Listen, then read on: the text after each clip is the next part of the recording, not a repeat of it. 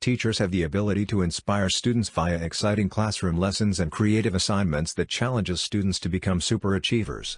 However, the best way for students to improve their skills is to work on improving their academics themselves. This guide will help you to excel in your academic career.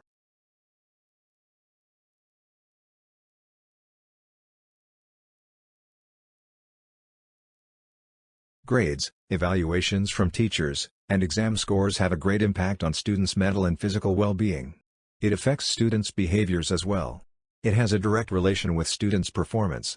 If they score well, they will feel rewarded and try more to maintain good grades, and if they score low, they might get irritated and lose hope and stop studying, which will affect their health too.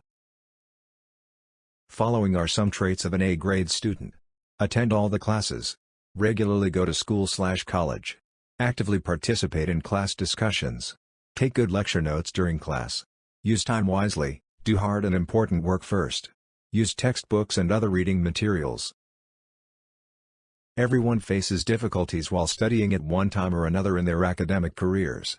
Some of the common challenges include, low motivation or lack of motivation is one of the biggest problems which students face while studying. There are many external and internal distractions around students due to which they lose focus.